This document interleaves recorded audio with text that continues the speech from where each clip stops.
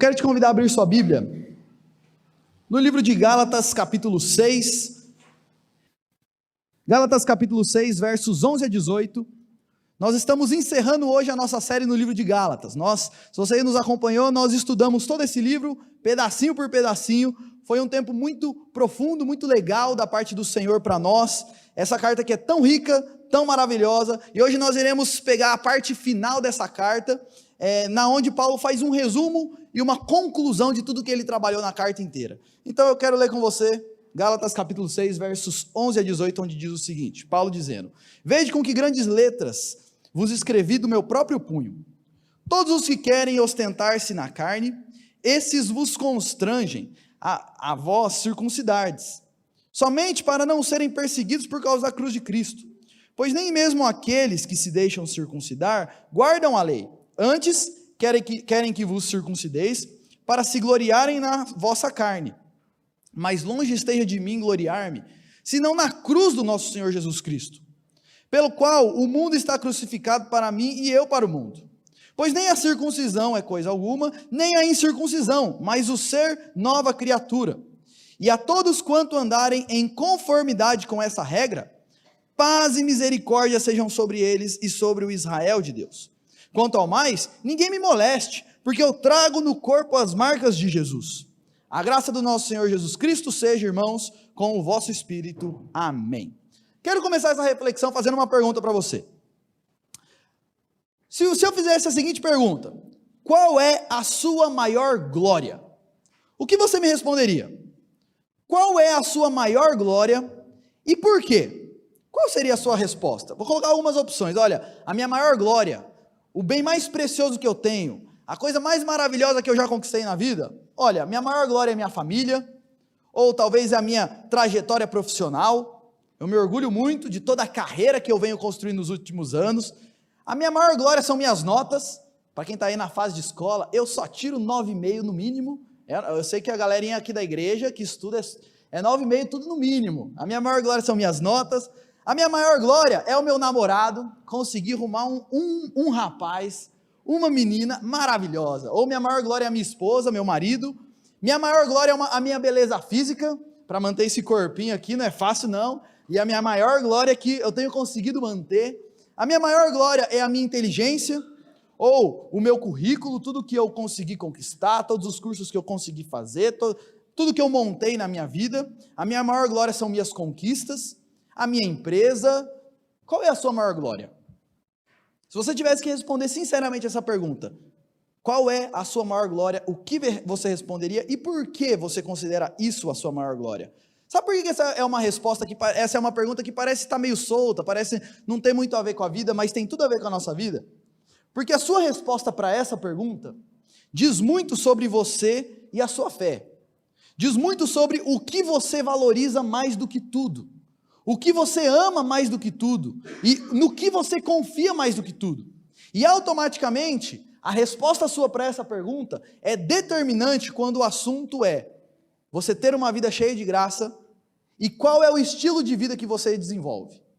A sua maior glória, aquilo no qual você mais se apega, isso é determinante quando o assunto é qual é o estilo de vida que você tem desenvolvido. Uma pessoa que tem como maior glória a empresa dela e o trabalho dela, é uma pessoa que o estilo de vida dela vai ser para o trabalho. A pessoa que tem como maior glória os prazeres que ela desfruta nessa vida, ela vai ser uma pessoa que vive pelo próximo momento de prazer. A maneira como nós vivemos é determinada por aquilo que nós nos apegamos e aquilo que é a nossa maior glória. Hoje nós veremos, a partir desse texto, qual deve ser a nossa maior glória. E como isso muda tudo nas nossas vidas. Qual deve ser a nossa glória quando eu conheço a Cristo? E como que essa nova visão de vida muda exatamente tudo que nós fazemos na nossa vida. O meu tema nessa manhã é uma vida cheia de graça. Como viver uma vida se gloriando no Senhor e desfrutando da graça do Senhor em todos os aspectos. E é sobre isso que nós veremos hoje. Só para fazer, antes de nós entrarmos no texto, nós vamos ver trecho por trecho dessa conclusão de Paulo, mas só para você lembrar o que a gente estudou e viu aqui na carta. Paulo, no livro de Gálatas, e na carta aos Gálatas, ele está defendendo o evangelho contra falsos mestres. O evangelho de Cristo é o evangelho que diz o seguinte: tudo o que precisava ser feito para a nossa salvação, Cristo fez naquela cruz. E tudo que nós precisamos fazer é nos arrependermos e crermos nesse Cristo, e quando cremos nós somos salvos. Independente dos nossos crimes, dos nossos atos, em Cristo há perdão, salvação, e é Cristo e somente Cristo. O que estava acontecendo? Na igreja dos Gálatas estavam entrando alguns falsos mestres, dizendo o seguinte: Jesus é importante, Jesus é bom, você precisa acreditar nesse Jesus, se arrepender, mas junto com Jesus, você precisa se circuncidar, você precisa guardar o sábado, e você precisa parar de comer tais carnes e começar a comer tais carnes. Jesus é bom, é necessário, mas não é suficiente. Você precisa de mais algumas coisinhas aí para a coisa estar encaixadinha. E Paulo escreve essa carta dizendo o seguinte: negativo. É Jesus, somente Jesus, nada além de Jesus. E ele vai finalizar essa carta de modo maestral, fazendo uma conclusão, um fechamento, e trazendo alguns desafios finais para a minha vida e para a sua vida nessa manhã. Ele começa no versículo 11 dizendo o seguinte: vede com que letras grandes vos escrevi do meu próprio punho. Eu não sei se você sabe disso, mas Paulo, de maneira geral, as cartas que ele escrevia, não era ele que escrevia pessoalmente. Ele usava o que a gente chama de um amanuense, uma pessoa que ele ia ditando e a pessoa ia auxiliando ele, escrevendo a carta. Mas agora, até aqui, foi o rapaz que escreveu. Agora Paulo pega a pena na mão e fala assim: ó, mas pode deixar que a conclusão, eu que vou fazer. Eu que vou escrever aqui, e aí você percebe que ele está escrevendo com letras grandes, porque ele quer destacar a parte final da carta. E a ideia é o seguinte: ele está fazendo uma conclusão do próprio punho dele, e isso é uma forma de deixar a assinatura dele, para ninguém ter dúvida de que era ele que estava escrevendo, e também ele quer enfatizar algumas ideias finais, por isso que ele começa a conclusão falando: olha, agora sou eu que estou escrevendo. E aí ele vai dizer o seguinte: todos os que querem ostentar-se na carne, esses é quem vos constrange a vos circuncidardes. E o que estava acontecendo? E olha o que Paulo está dizendo aqui: sabe por que essa galera fica pegando o pé de vocês, que vocês têm que se circuncidar, que vocês têm que fazer isso, que vocês têm que fazer isso? É porque no fim, esse povo tem como sua maior glória e a sua maior satisfação, o que eles querem é ostentar-se na sua própria carne. Aqui a ideia é o seguinte: qual que era o grande problema desses falsos mestres? Dentro da visão deles, quanto mais pessoas eles conseguissem, que eles conseguissem circuncidar e que ia seguir a eles, mas eles se sentiam bem, porque eles se sentiam o seguinte: agora nós temos um monte de gente que está seguindo a gente conseguiu influenciar um monte de gente. A ideia aqui de se gloriar na carne é o seguinte: esses homens se gloriavam nas suas próprias realizações. Eles queriam poder chegar lá nos outros judeus e dizer o seguinte: sabe o pessoal lá da Galácia? A gente conseguiu circuncidar 30 lá. E era nisso que eles se apegavam, naquilo que eles estavam fazendo. E quanto mais pessoas eles conseguissem influenciar, e quanto mais coisas eles conseguissem fazer nesse sentido, mais eles se sentiam valorizados, mais eles se sentiam importantes, mais eles se sentiam em paz, e mais eles sentiam que eles estavam fazendo algo que aí sim ia trazer algum tipo de glória para eles. E aqui, gente, o meu sermão nessa manhã eu quero fazer um contraponto de duas ideias aqui: o que é uma vida cheia de graça e o que é uma vida sem graça. Tanto sem graça no sentido de ser uma vida não tão legal, quanto sem graça no sentido de uma vida que não desfruta da graça de Cristo. E eu vou pegar os falsos mestres como um exemplo do que é uma vida sem graça, e preste atenção nisso. Uma vida sem graça é uma vida que se gloria nas próprias realizações. Esses homens estavam lá no meio dos Gálatas, querendo ostentar na carne, querendo bater no peito e mostrar aquilo que eles estavam fazendo. E quando nós vivemos as nossas vidas dessa mesma forma, talvez, eu sei que ninguém aqui vai querer sair por aí tentando circuncidar os outros, eu imagino, mas muitas vezes nós vivemos as nossas vidas nos apegando às nossas próprias realizações, aquilo que nós estamos fazendo, aquilo que nós estamos conquistando. E eu quero dizer uma coisa para você: se esse é o seu estilo de vida, você tem tudo para viver uma vida sem graça. Porque quando nós queremos ostentar na carne, ou nos gloriar na nossa própria carne, naquilo que nós fazemos, isso é um saco sem fundo.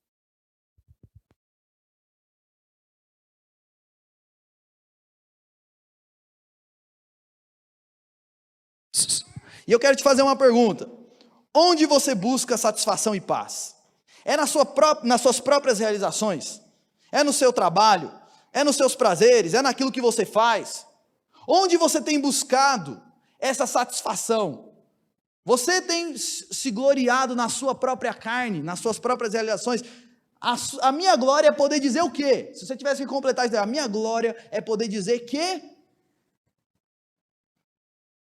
eu vou dizer uma coisa: se isso tiver a ver com as suas próprias realizações, você está fadado a viver uma vida sem graça. Sabe por quê? Porque quando nós nos baseamos nas nossas próprias realizações, nas nossas obras, nós nunca nos sentimos fazendo o suficiente. Esse daqui é um exemplo que eu sempre dou. Um cara rico que é apegado ao ganhar dinheiro, ele nunca tem dinheiro suficiente. Um cara que ama os prazeres da carne, ele nunca tem os prazeres suficientes, ele sempre precisa de mais. Uma pessoa apegada às suas próprias realizações, ele vive insatisfeito, porque sempre tem alguém melhor que eu, sempre tem alguém fazendo mais que eu, e sempre eu tenho a sensação de que eu podia estar fazendo mais. Isso é uma vida sem graça. E esses eram os homens da época de Paulo, queriam se ostentar na carne. E o texto vai continuar dizendo o seguinte: e sabe por que esse povo fica aí perturbando vocês para vocês se circuncidarem? Eles fazem isso porque eles não querem ser perseguidos por causa da cruz de Cristo. Preste atenção nisso. Na época, Paulo era uma pessoa extremamente perseguida por todo tipo de gente. Nem o pessoal judeu gostava dele, nem os gentios gostavam dele, nem os mais moralistas e mais assim conservadores, os mais certinhos gostavam de Paulo, nem aqueles que não queriam nada com nada gostavam de Paulo. Porque o que Paulo pregava confrontava todo mundo. E esse povo, Paulo está dizendo o seguinte: sabe por que esse povo fica enchendo o saco de vocês para vocês se circuncidarem? Porque eles querem fazer uma média com os judeus, porque senão os judeus vão ficar pegando no pé deles. Então eles ficam perturbando vocês, porque no fim eles não querem ser perseguidos, eles não querem sofrer. E aqui preste atenção numa coisa, gente: o evangelho, ele sempre é ofensivo a todo tipo de gente. A palavra de Deus e o que Jesus traz, a mensagem de Jesus, ela é ofensiva para todos os tipos de pessoas. A gente acha que a mensagem do Senhor é só ofensiva para quem não conhece a Deus, para quem não tem relacionamento nenhum com a igreja, mas a verdade que a Bíblia nos mostra é que o evangelho é extremamente ofensivo tanto para pessoas religiosas quanto para pessoas que não são religiosas. Sabe por quê? O evangelho ofende os religiosos porque o evangelho olha para as pessoas, e Jesus olha para as pessoas e diz o seguinte: ah, você nasceu na igreja, você vem na igreja desde pequenininho, você paga suas contas, você ama sua esposa, você ora todos os dias, você lê a Bíblia todos os dias. Deixa eu te falar uma coisa, o evangelho vai dizer: você está tão perdido quanto Hitler, você é tão pecador quanto um adúltero, você é tão ruim quanto qualquer outro pecador, e você está na mesma condição que ele, você precisa de um salvador. E isso ofendia profundamente os judeus, principalmente na época, porque os judeus olhavam para si e falavam o seguinte: nós somos judeus, nós nascemos no povo de Deus, eu desde pequenininho leio a Bíblia, eu decorei, os judeus decoravam os 5 primeiros livros da Bíblia, eles jejuavam toda semana, e Paulo chega para ele e fala assim: ó, sabe tudo isso daí que vocês fazem? Se não vir um Deus do céu para salvar vocês, vocês estão tão perdidos quanto quem nunca fez nada disso. Isso é ofensivo para as pessoas. O evangelho é extremamente ofensivo para quem é religioso, porque as pessoas muito religiosas e moralistas, elas olham para si mesmas e dizem: eu não sou que nem o Ivan, por exemplo, eu não sou que nem o Alan, eles são pecadores, mas olha como eu tenho me esforçado na minha vida.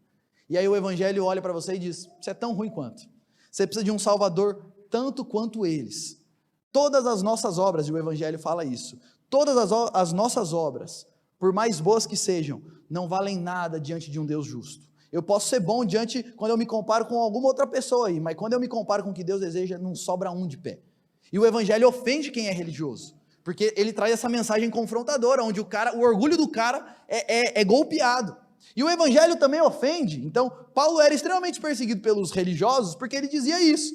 E ao mesmo tempo ele era extremamente perseguido pelos não religiosos, ou pelos aqueles que têm uma mente mais liberal, porque o evangelho vai dizer o seguinte: você é o pecador, e o único caminho você tem que largar tudo e se entregar a Jesus, todo o resto está errado. E isso era extremamente ofensivo, e é extremamente ofensivo até hoje para as pessoas que não são religiosas, porque a pessoa começa a olhar para você como um intolerante, porque você fala assim: ó, só tem um caminho, o resto está tudo errado.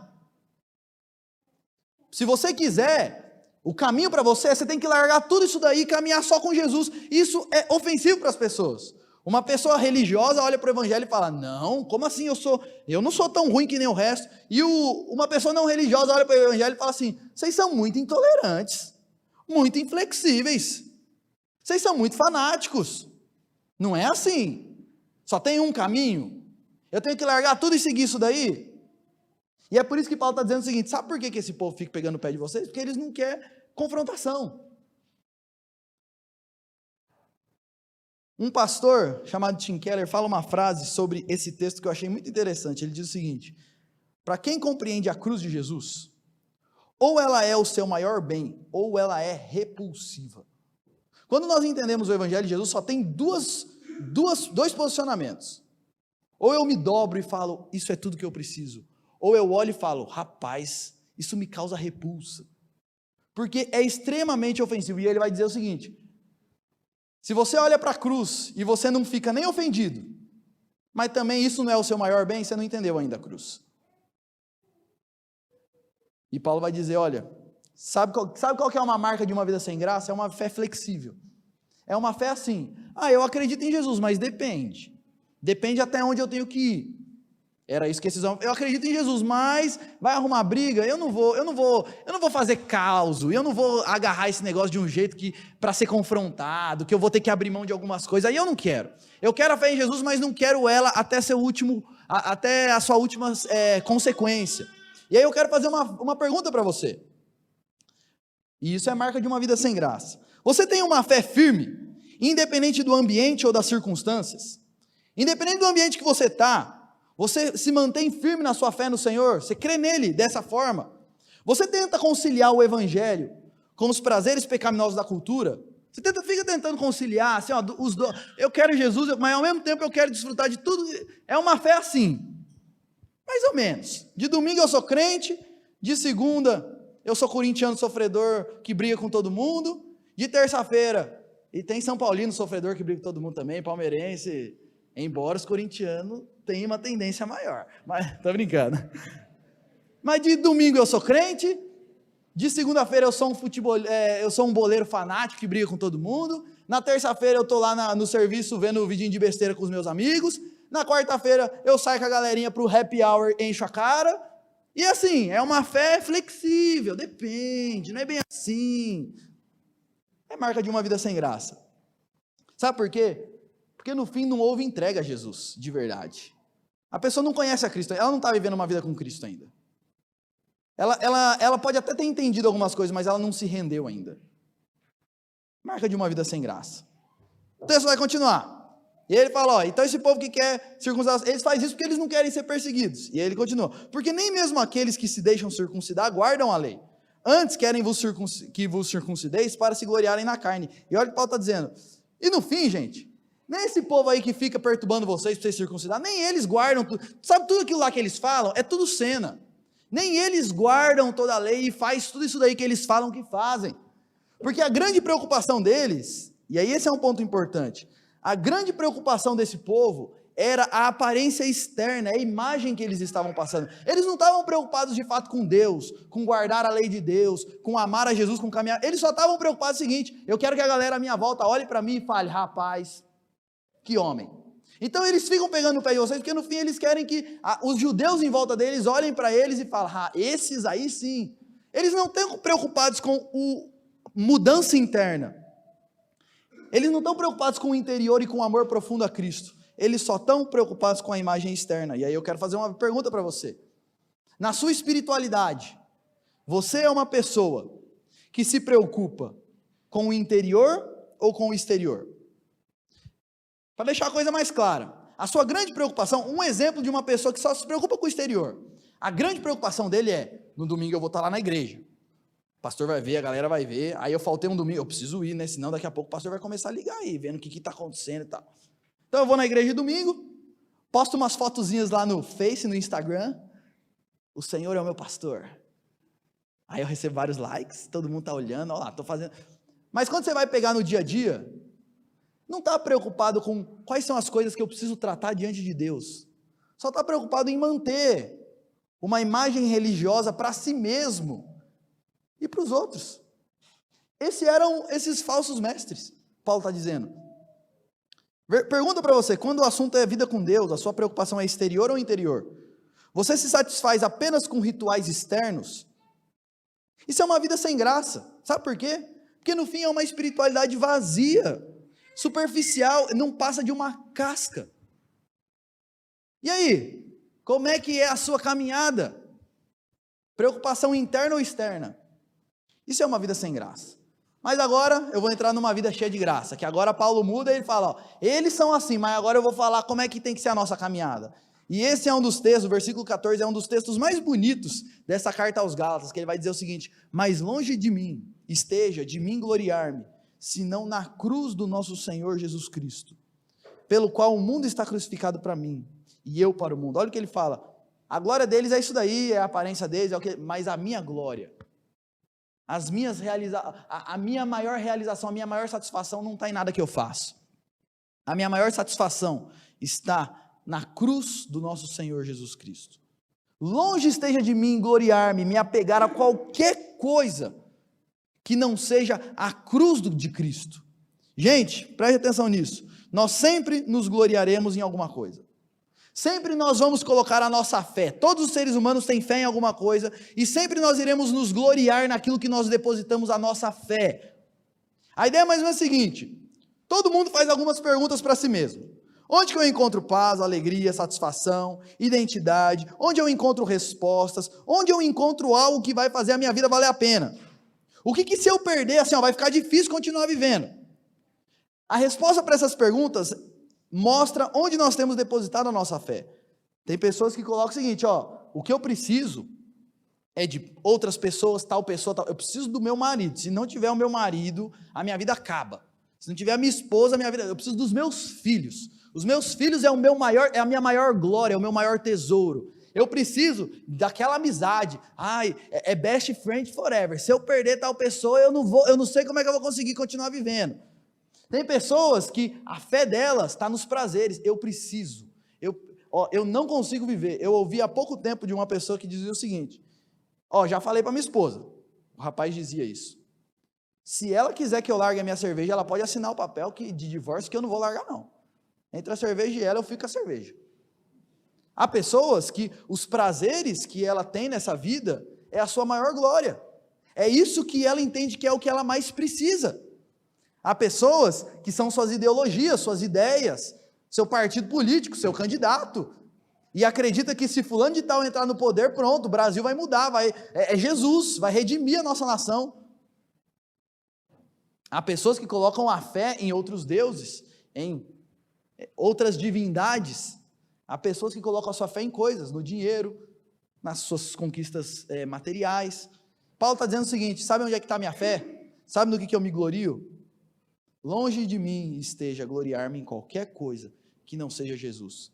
Ele está dizendo o seguinte: sabe onde eu encontro paz? Onde eu encontro alegria, satisfação, identidade, respostas? É só em Jesus e na sua cruz. Eu não tenho nenhuma outra glória senão Jesus e a sua cruz. Não interessa o que eu fiz, não interessa o que eu tenho, não interessa o que eu já conquistei, não interessa o meu currículo, não interessa a minha família, não interessa nada. A minha glória é Cristo e somente Cristo. É nele que o meu coração repousa. Eu posso perder tudo, mas se eu tiver Jesus, eu tenho tudo que eu preciso, porque Ele é tudo na minha vida, Ele é a minha glória. Uma vida cheia de graça é uma vida que se gloria em Cristo, e somente em Cristo. Paulo vai dizer: longe de mim esteja a gloriar-me, senão na cruz de Cristo. Sabe o que ele está falando? Não é assim, Jesus e eu tenho algumas outras glórias. É Jesus e só Jesus. E aí eu quero fazer algumas perguntas para você refletir sobre isso. Você gloria-se em Jesus e somente nele? Seu foco está em Jesus e somente em Jesus? Qual é a sua glória? Qual papel Jesus ocupa na sua vida? Uma vida cheia de graça é uma vida com Jesus, sabe por quê? Porque quando eu olho para Cristo e contemplo a cruz de Cristo, eu entendo o seguinte: o que Ele fez por mim é suficiente. Nada mais precisa ser feito. Na cruz, tudo está consumado. Eu sou perdoado, eu recebo poder para mudar de vida, eu tenho certeza de vida eterna. Tudo que eu preciso, Jesus conquistou para mim naquela cruz, está consumado, eu não preciso de mais nada. Ainda que a minha vida acabe hoje, eu não conquiste nada do que eu sonho conquistar, ainda assim eu tenho tudo que eu preciso, porque a minha glória é Cristo e somente Cristo. Isso é uma vida cheia de graça. Essa é uma vida satisfeita, sabe por quê? Porque sem Jesus, o sentimento que nós temos no nosso coração é que a gente ainda não chegou lá, que a gente ainda precisa de algumas coisas para chegar lá, para viver uma vida boa. Mas quando eu encontro com Cristo dessa forma, Paulo está dizendo o seguinte: se acabar a minha vida hoje, eu estou ótimo, porque eu já encontrei, eu já tenho tudo que eu preciso. Longe esteja de mim gloriar-me, senão em Cristo e na sua cruz. E aí ele vai falar o seguinte: e essa fé em Jesus tem uma consequência para a vida dele. Sabe qual é? Ele vai dizer o seguinte: pelo qual o mundo está crucificado para mim e eu para o mundo. Uma vez que agora Cristo é a minha glória, sabe qual é a consequência disso? As coisas que há nesse mundo, e aqui quando ele fala de mundo, ele está falando do sistema, da cultura, e das coisas, e dos prazeres pecaminosos desse mundo. Quando eu creio nesse Cristo dessa forma, o mundo é crucificado para mim e eu para o mundo. Sabe o que isso significa? Significa o seguinte, que eu começo a olhar para os prazeres momentâneos que esse mundo oferece, e não é que eu não acho mais isso legal, mas é que agora eu encontrei uma coisa tão mais legal, tão mais prazerosa, tão mais abundante, que as coisas desse mundo perdem a graça. Essa ideia do eu estou crucificado, a ideia é o seguinte, todas as reivindicações que esse mundo faz daquilo que eu preciso, morreu para mim, eu não preciso mais disso, eu encontrei o que eu precisava. Aqui a ideia é mais ou menos o seguinte, eu lembro quando eu era adolescente, eu gostava muito de videogame, e eu não sei aqui, eu nem lembro qual que está agora, mas na minha época, eu lembro quando lançou o PlayStation 1, na época era assim, maravilhoso, e aí depois de muita insistência, meu pai me deu um PlayStation 1, eu jogava, até que lançou o PlayStation 2, e aí depois de um tempo meu pai me deu o PlayStation 2, e aí sabe o que aconteceu com o meu PlayStation 1? Que era super legal quando eu comprei ele, eu engavetei, eu nem sei onde foi parar, porque agora, eu tenho um videogame que, assim, até perdeu a graça o outro era legal, mas quando eu vi esse outro, perdeu a graça aquele que ficou para trás. A ideia de Paulo aqui é o seguinte, quando eu me encontro com Cristo, todos os outros prazeres desse mundo é que nem o Play 1 que ficou para trás, não é que não era legal, mas eu encontrei uma coisa tão mais profunda, que isso perdeu a graça, e agora eu estou crucificado para o mundo e o mundo para mim. Gente, um pensamento popular que nós temos, e a nossa cultura pensa assim, a nossa juventude pensa assim, é o seguinte, você tem dois caminhos na sua vida, o mundo, que é um caminho de alegria, mas no final dá para o inferno, e do outro lado você tem Jesus, que é uma vida chata, mas no final vai para o céu, e aí você fica nessa encruzilhada, eu escolho o mundo, aí eu vivo uma vida da hora, mas no final eu vou para o inferno, ou eu escolho Jesus, eu vivo uma vida chata, não pode, mas no final eu vou para o céu. E aí, que caminho que eu escolho? Esse é o que as pessoas pensam normalmente. Mas sabe qual que é a realidade? A realidade é a seguinte, no mundo, eu tenho alegrias que são passageiras, e quando eu falo passageiras é que é o seguinte, as alegrias que nós vivemos nesse mundo são alegrias que duram aquele momento, enquanto eu estou fazendo aquilo, eu sinto prazer. Acabou aquele momento, acabou o prazer, e eu vivo na expectativa do próximo momento que eu vou viver aquilo. É uma alegria passageira. E no final, ela dá no inferno, porque viver uma vida, vivendo os prazeres desse mundo, é você buscar outras coisas no lugar de Deus. Uma vida com Jesus é a seguinte, eu caminho com Cristo, e eu desfruto de uma vida abundante. Diferente do mundo que são só algumas coisinhas passageiras, algumas alegrias passageiras, eu acordo, e eu vou dormir, e a graça de Cristo repousa sobre a minha vida e me satisfaz. Diferente de ser algo passageiro, é algo muito mais legal, é algo muito mais abundante, porque é algo que me acompanha o tempo todo e me preenche de um jeito que nada mais me preenche. E no final eu ainda tenho vida eterna. E o que Paulo está dizendo aqui é o seguinte, depois que eu achei esse negócio aqui, gente, eu morri para o mundo, perdeu a graça. Quando você descobre essa fonte, você não quer mais beber de outra. Quando você descobre, é como se você tivesse, a vida inteira você bebeu numa fonte que a água era meio contaminada, mas como você nunca tinha bebido de outra, era daquela lá. Quando você bebe dessa água, cristalina, pura, geladinha, deliciosa, você fala, eu nunca mais vou beber naquelas outras fontes. Longe esteja de mim gloriar-me, senão na cruz de Cristo, pela qual eu morri para o mundo, e o mundo morreu para mim. É isso que Paulo está dizendo. Uma vida cheia de graça é uma vida onde eu morri para o mundo. E aí eu quero te fazer uma pergunta, para você refletir sobre isso. Você já se rendeu exclusivamente a Jesus, de modo que os prazeres pecaminosos da cultura perderam a graça para você? Ou você continua olhando para, por exemplo, um show onde todo mundo vai lá, beber e etc, como uma coisa super da hora? Que pena que não tem todo fim de semana, para você ir lá curtir. Ou você continua achando que sexo e uma vida desregrada nessa área é maravilhoso? Ou você continua achando que tudo que você mais precisa é de mais dinheiro, porque o dinheiro é tudo que você precisa? Se essa é a sua realidade, você ainda não está se gloriando em Cristo, você ainda não encontrou com a fonte da água da vida. Porque quando nós nos encontramos com essa graça, com essa fonte, o resto perde a graça.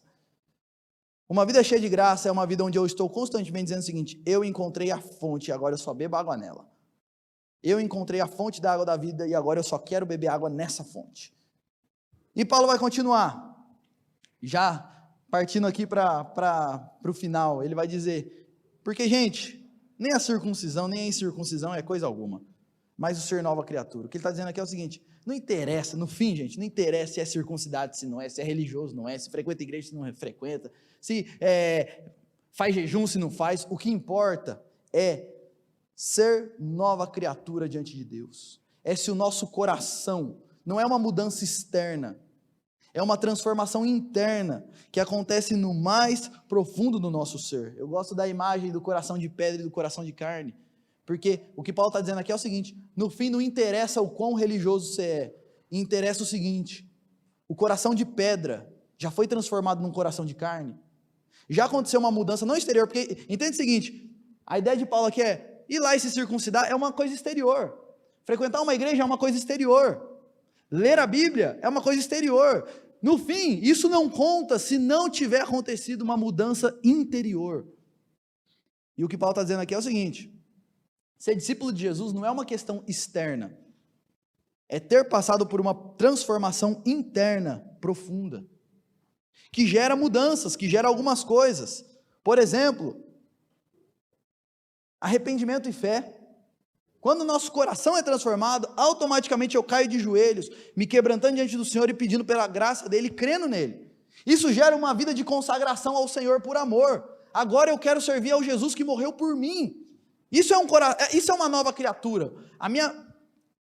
Acontece uma mudança constante nos meus valores, aquilo que eu creio, aquilo que eu busco, aquilo que eu penso, e não só nos meus valores, mas acontece uma mudança na minha vontade.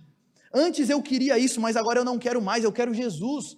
Antes eu gostava disso, mas agora eu não gosto mais, eu gosto das coisas de Cristo. Paulo está dizendo o seguinte: o que importa no fim, gente, é se essa mudança profunda interna aconteceu. A preocupação de uma vida cheia de graça não é com as questões externas da religião, mas a questão interna do nosso coração. É claro que isso vai ter, um coração transformado, ele vai gerar mudanças externas, mas a mudança sempre é de dentro para fora. Tem um texto da Bíblia, Ezequiel 36, 26, onde o profeta faz uma promessa para o povo de Deus. Ele vai dizer, e Deus faz essa promessa: dar-vos-ei um coração novo e porei dentro de vós espírito novo. Tirarei de vós o coração de pedra e vos darei um coração de carne. Porei dentro de vós o meu espírito e farei que andeis nos meus estatutos e guardeis os meus juízos e os observeis. Deus faz uma promessa. É isso daqui que importa no fim. É o momento onde Deus espiritualmente, poderosamente, vem, a gente cantou aqui, e Ele fala: Júlio, sai para fora. E das trevas eu renasço. E o que é mudado não é que agora de domingo eu venho na igreja, mas antes eu estava morto e agora eu estou vivo em Cristo. Isso é uma mudança que acontece internamente. E Paulo está dizendo, no fim o que importa é ser nova criatura. E aqui, gente, eu lembro muito da história de Paulo. Eu não sei se você lembra disso, mas o homem que escreveu isso daqui era um homem que, antes de conhecer a Cristo, era um homem profundamente religioso, muito mais religioso que todo mundo aqui junto, profundamente apegado às leis, mas ao mesmo tempo um homem profundamente violento, porque apego à religião não muda corações. Um homem extremamente violento que assassinou diversos cristãos. E esse homem é quem está escrevendo isso daqui. No fim, circuncisão, incircuncisão, ser religioso, não muda nada. O que importa é uma mudança profunda de coração. E quando você olha para Paulo, a gente vê o seguinte: um homem que era assim, e eu não sei se você sabe disso, mas Paulo morre, porque ele cria em Cristo, e na época dele, pregar esse Jesus era altamente confrontador ao imperador, porque Paulo pregava o seguinte: o imperador não é Deus, Jesus é Deus. O imperador não é rei, Jesus é rei.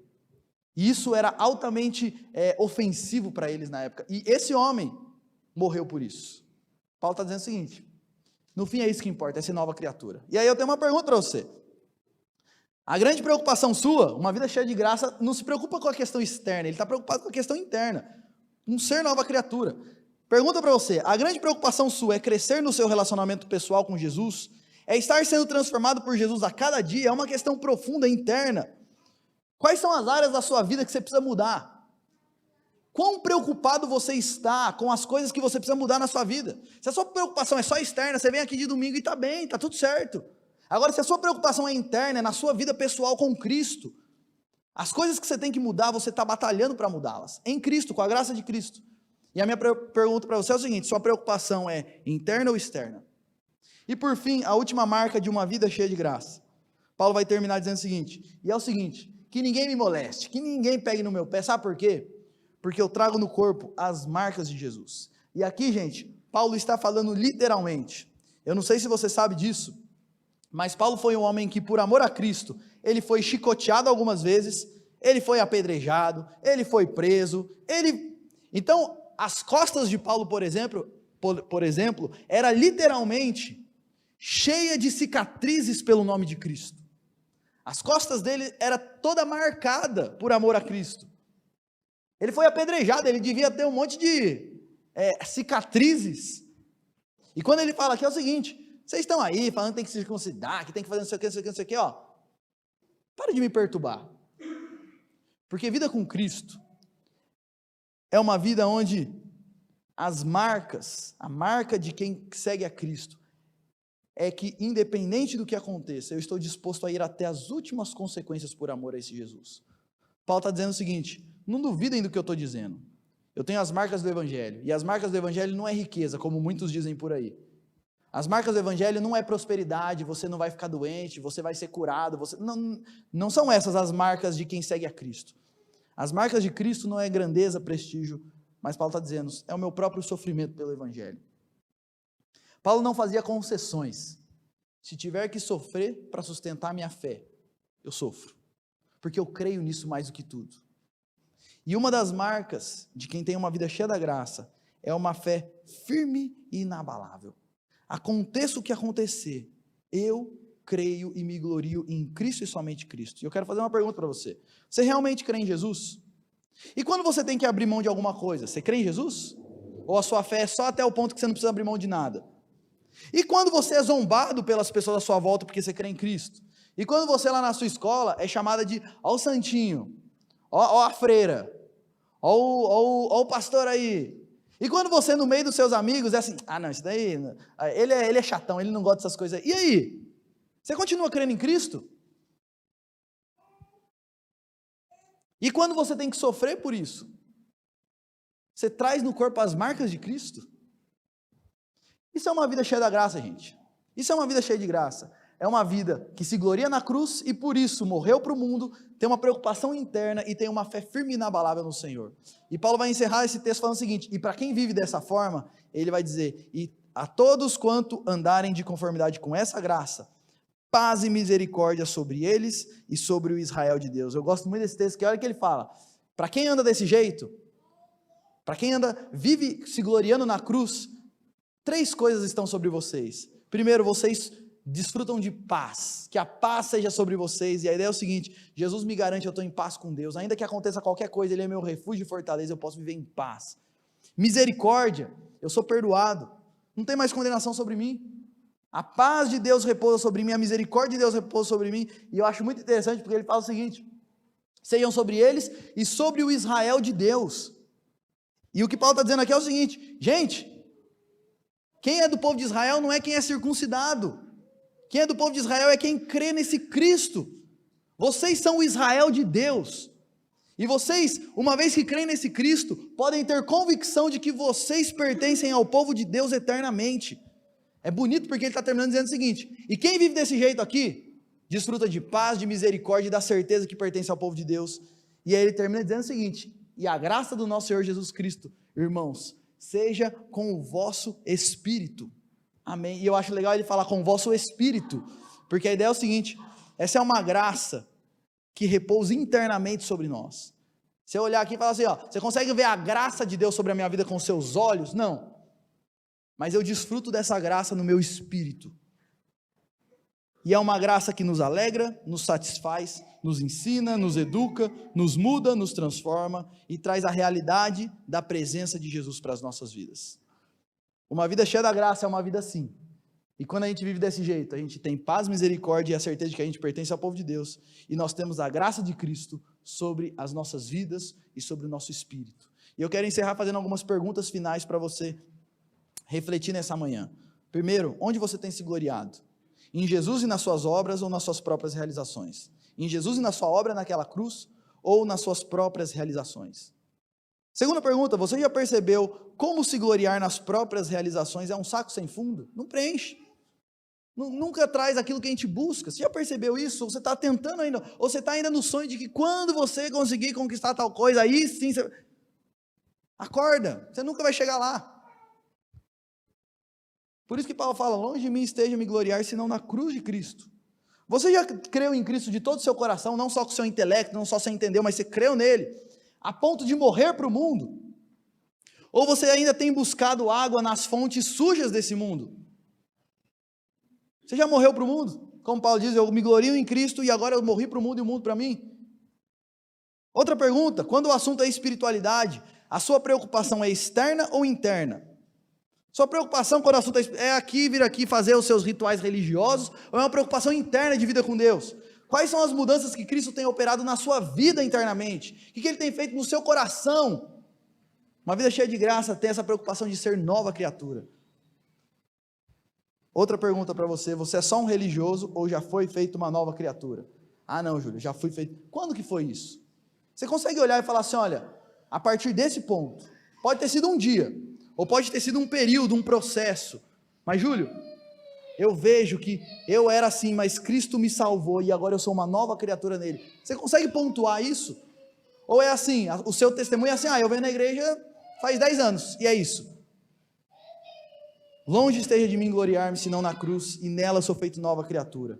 Você mantém a sua fé em Jesus, mesmo que isso custe caro? Independente do preço que você tiver que pagar? Ou quando você está lá no meio da galerinha do seu serviço, que a galera começa a falar umas coisas aí a fé em Cristo não vai tão longe? Por fim, você tem vivido uma vida cheia de graça ou uma vida sem graça? Você tem vivido uma vida cheia da graça de Cristo, como Paulo descreve aqui, ou uma vida cheia de graça, ou uma vida sem graça? Jesus te chama hoje. Se você, depois de ouvir todo esse negócio aí, falar assim, Júlio, tô achando que minha vida é meio sem graça, hein? A boa notícia é que todos aqueles que se arrependem dos seus pecados e creem em Cristo, podem começar uma nova caminhada cheia da graça dele. E esse Cristo é o Cristo que te chama hoje, para se gloriar única e exclusivamente na cruz dele. Para a gente poder dizer igual Paulo, mas longe esteja de mim gloriar-me, senão na cruz, pela qual eu fui crucificado para o mundo, e o mundo para mim. E gente, hoje é o primeiro domingo do mês, é o domingo onde nós celebramos a ceia do Senhor. Sabe o que essa ceia nos lembra? E esse é um momento muito próprio para a gente falar disso. A ceia nos lembra que só há uma fonte inesgotável, uma fonte de paz, de alegria, de satisfação. E dessa fonte nós precisamos nos alimentar constantemente, e essa fonte é Cristo Jesus. Eu gosto muito da figura da ceia no seguinte sentido: nós participamos da ceia do Senhor e da Santa Ceia constantemente, e a gente faz de novo, e a gente faz de novo, e a gente faz de novo. Isso é muito didático, sabe por quê? Porque isso nos ensina o seguinte: eu preciso estar me alimentando de Jesus e da sua obra, não é uma vez só. Eu preciso fazer isso hoje, eu preciso fazer isso amanhã, depois de amanhã, e eu preciso estar constantemente relembrando a mim mesmo da cruz, e que Cristo é a única fonte de alegria, e que a minha glória tem que estar somente em Cristo, somente no que Ele fez na cruz, e que eu preciso reanimar a minha fé nesse Cristo. E eu não sei se tem alguém aqui nessa manhã que, olha, eu posso dizer que eu já passei por esse processo de ser nova criatura, mas eu estou numa vida com Deus que, olha, está devagar, quase parando. Eu me sinto assim, andando de primeira com o freio de mão puxado. Aproveite esse momento de ceia do Senhor, então, para colocar a sua vida diante de Deus e pedir: Senhor Jesus, renova a minha fé no Senhor, me ajuda a me gloriar mais uma vez na cruz, anima o meu coração em Ti, e me ajude a viver uma vida abundante em Cristo Jesus. Longe esteja de mim gloriar-me, senão na cruz de Cristo. Vamos orar, nos preparando para esse momento de ceia do Senhor. Pai de amor, nós Te louvamos porque embora sejamos pecadores, o Senhor entrou na história na pessoa de Cristo para nos trazer vida e vida em abundância. E a nossa oração, Deus, é que o Senhor nos perdoe, porque boa parte das vezes nós continuamos buscando essa vida em outras fontes.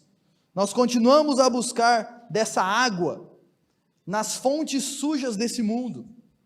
E nós não conseguimos enxergar como Cristo é precioso. E muitas vezes nós não fazemos de Cristo a nossa maior glória. E a nossa oração, Deus, é que o Senhor com a tua graça esteja nos perdoando. Que o Senhor com a tua graça esteja nos renovando. Que o Senhor com a tua graça esteja nos mostrando como a cruz é preciosa. Para que nós possamos nos unir a Paulo e dizer: eu não me glorio em mais nada, senão em Cristo e na cruz dele. Então, Senhor, ministra essas verdades no nosso coração. E nesse momento onde nós comemos do pão e bebemos do cálice, a nossa oração é que o Senhor esteja alimentando os nossos corações mais uma vez com essas realidades e com essas verdades. A nossa oração é que o Senhor use esse momento para espiritualmente estar nos edificando, para estar espiritualmente nos desafiando. E use esse momento, Deus, para trabalhar nas nossas vidas mais uma vez. Que não seja um momento simplesmente de comer do pão e beber do cálice como um ritual externo, mas seja um momento onde o Senhor use para trabalhar internamente nas nossas vidas. Eu oro por aqueles que estão aqui e ainda não têm Cristo como sua maior glória. A minha oração é trabalho nesses corações. Eu oro por aqueles que estão aqui que já tiveram Cristo como sua maior glória, mas estão devagar na vida espiritual. A minha oração é: renova a fé desses, Deus, e nos ajude a viver uma vida constante, gloriando-nos única e exclusivamente